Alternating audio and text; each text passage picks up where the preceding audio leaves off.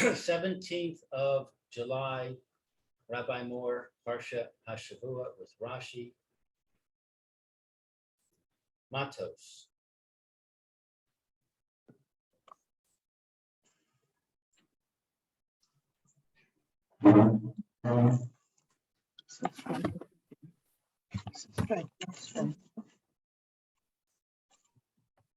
Good afternoon, everybody. Good afternoon, Rabbi Moore. How are you? Baruch Hashem. Okay.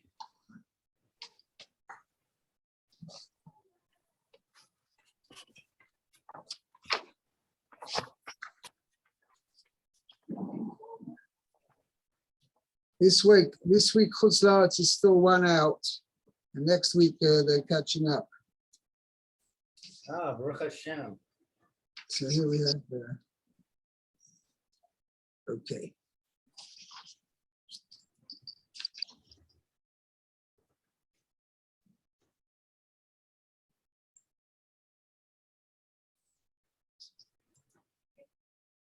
Yeah, this is a very interesting pasuk because most probably it's the only mitzvah which is introduced in such a way. So hold on a second.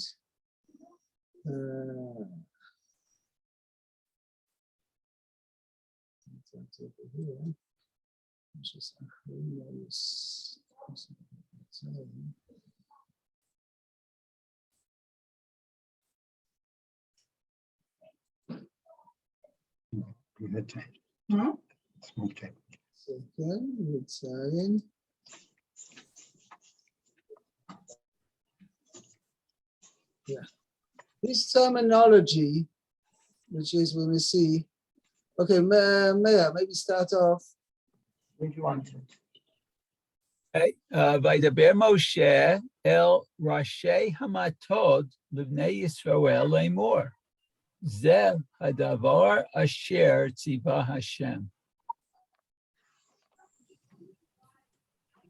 So Moshe spoke to the leaders of the tribes, okay, of the children of Israel, saying, this is the thing that Hashem commanded. Okay, now it's interesting. The classic introduction to a mitzvah is almost always, Hashem spoke to Moshe saying, Daber b'nei Yisrael v'marto alehem, or Daber b'nei Yisrael, Ish ki yido neder l'Hashem Hashavua Hashavua. That's why we would have expected the Parsha to begin. Okay? Here, there is no mention that Hashem spoke to Moshe, except by the fact that it says, Moshe Rabbeinu says, Zeh hadavar asher tzivah Hashem. This is the matter, this is the subject. This is the matter which Hashem has commanded. Yeah, so the verse is very interesting. Why Dafka, this Parsha over here, begins in such a way rather than the classic Vayedaber Hashem Moshe Lemor Daber b'nei Yisrael. Okay, now there's one other place, and Rashi is going to dwell on this expression of Zeh hadavar, which is generally we have a rule. Zeh indicates something virtual, something actually visible and able to be seen, right? As opposed to, we're going to see Rashi is going to compare it to where it says other Nevi'im did not have this level of Nevuah saying Zeh hadavar, but they only had a level of Kol Hashem. We're going to see about that. Akoponim, that there's only one other place where a mitzvah is introduced by Zeh hadavar. And this is what I was looking up last evening. In Parshas Acharemos, in the beginning of chapter Yud Zayin, it says, "Vayedaber Hashem Moshe Lemor." There it does actually begin with Daber Hashem Moshe Lemor, and it says, "Daber el Aaron ve'Elbona v'kol bnei Yisrael v'amarto alehem, zeh hadavar asher tzivah Hashem lemor." So now you got. By the way, we're not going to get it over there because that's in Parshas Acharemos. It's a whole thing, but the number of times you've got basically Vaydaber Hashem el Moshe leimor, Daber b'nei Yisrael al kol b'nei Yisrael v'amarto aleim, ze hadavar asher tziva Hashem leimor. You've got three leimors then, basically amiras.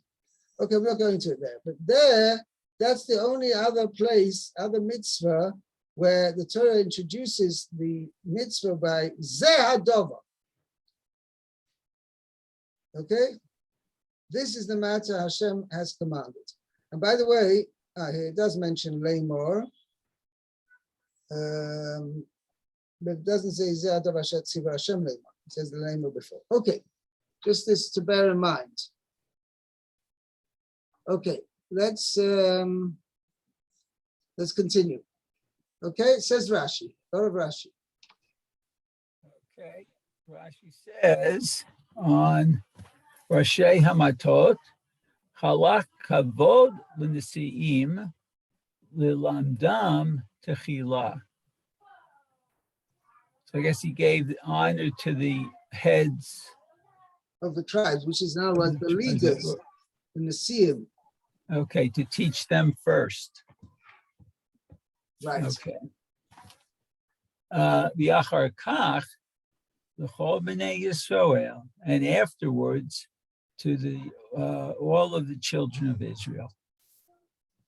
Okay. Uminayin. So where do we know this from? She'af she'ar hadibrot came. How do I know that also all the other dibros, all the other utterances of HaKadosh Baruch Hu, which HaKadosh Baruch Hu told Moshe to give over to the Jewish people, by Vaydaber Hashem el Moshe leimor, right, i.e., okay, all the other dibros was also first said to the heads of the tribes, and then only afterwards to the rest of the Jewish people. Yes, carry on. Talmud Loimar. Talmud Lomar vayashuvu elav Aharon v'chol hanisiim be'edah. Because the Torah says, let's see, and Aaron and the princes of the assembly. Okay. Yeshuvu returned to him. Right. And what, returned to Moshe? Right. Means when he came down from Har Sinai and he brought down the word of Hashem, so it says that first he spoke to the Jewish people and his face was uncovered. So the Aaron and the Nesiim couldn't look directly at Moshe because his face was such a shining countenance. And then he put himself, after he'd finished speaking to the Jewish people, he put a veil over his face. And then the people could come again speak to him. That's what it says, Vayashuva elav Aaron chalasim ba'eda. Moshe spoke to them, and then he gave each, as the Gemara in Eruvin says, there were first, whatever Moshe Rabbeinu heard from HaKadosh Baruch Hu, including the Torah Sheba'al Peh aspect, he first told it over to Aaron, then he told it over to Aaron's sons, then he told it over to the Zkenim. Now it's interesting who the Zkenim are. From here, Rashi's mashma that the Zkenim were the 12 heads of the tribes. These are Roshi Matos. Okay.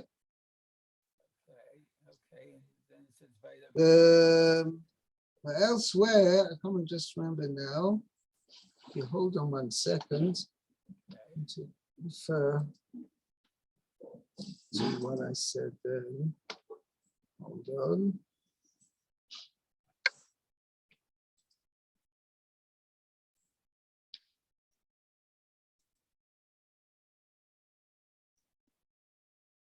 And Midbar, we are in Matos.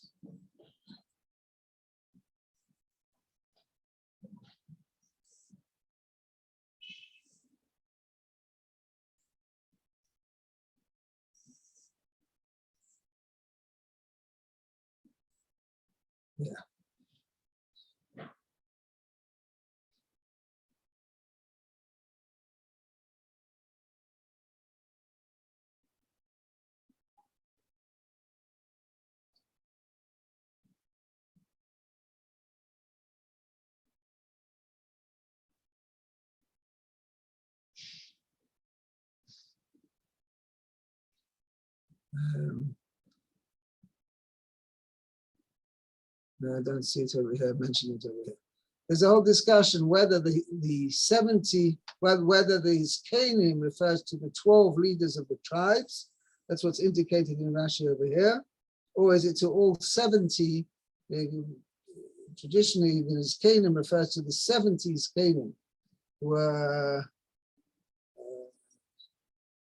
the leaders of the people. As we mentioned in Parshas Baloischa, that each tribe had 6 representatives, 12 times 6 being 72, less 2, there was Eldad or Medad, they backed out. So therefore there were 70. Well, it was predetermined there were going to be 70, but otherwise 2 would have had to be excluded, but Eldad or Medad, they of their own, they backed out. Okay, anyway.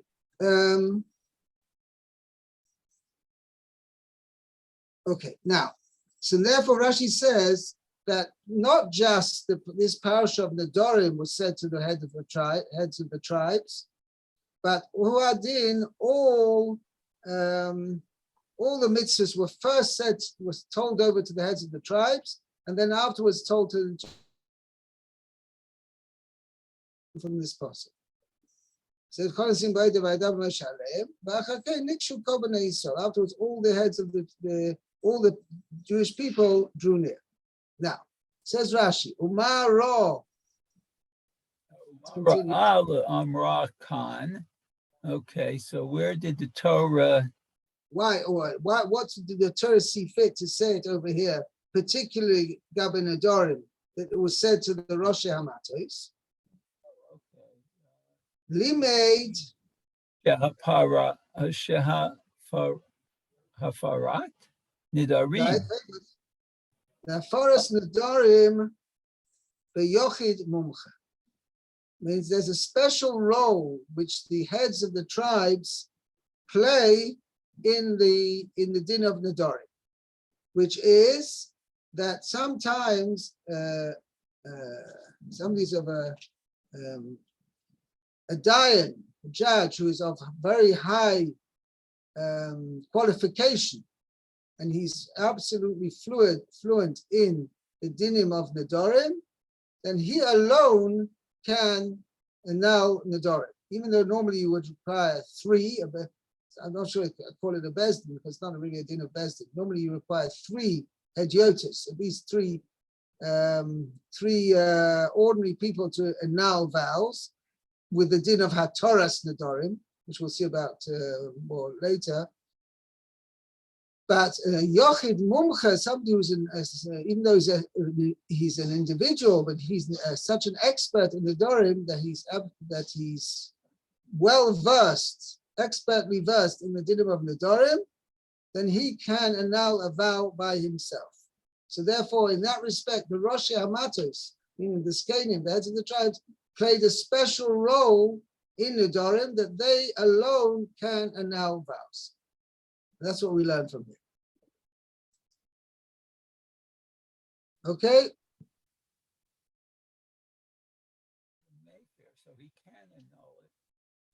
Okay? Shlosha Hedyotot. Also with 3 regular people? One second. If there's no Yochid Mumcha, then Meifa B'Shlosha Hedyotos. Right? You can annul with 3 ordinary people. I see. Okay? Means even you have 3 people who are not necessarily, they have to know what the dinim of Nedarim about, but they don't have to be experts in it. And then if you have 3 of them, they can do it. Okay. Or it's possible, I guess. Shelo Amar Moshe Parashazo Ela l'nesiim bilvad. Right. Maybe Pshat is over. No, not as we supposed before, that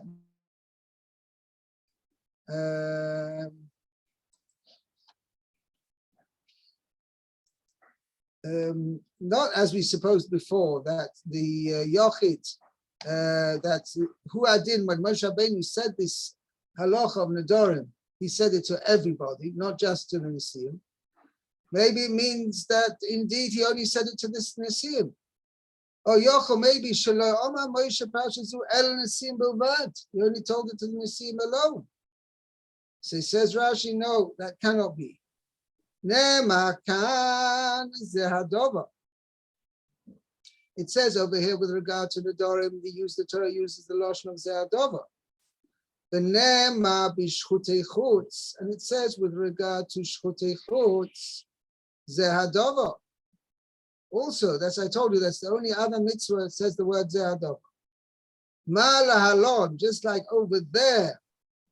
Nemra la'aron u'lebonav l'chol b'nei Yisrael. Because that's what it says over there. It says quite clearly, Daber b'el Aaron v'bonav el kol b'nei Yisrael. V'amartu alehem, sorry, zeh hadov asher tzivah Hashem leimor. So it says it was said to everybody. Okay? Avzu, so this too, since anything said with zeh hadova, it's a kind of gzeira shovah, sort of. So this would too, when it says zeh hadova over here, was also Nemro, Avzu Nemro Lekulam, was also said to all of them. Okay, you'll have to excuse me since it's a tinus today. I'm going to stop a little bit earlier because I have Mincha at 1:20. So we'll stop here and Be'ezrat Hashem will carry on tomorrow. So we have this, got up to the next Rashi, Zeh Hadov. Okay? Very good. Thank you.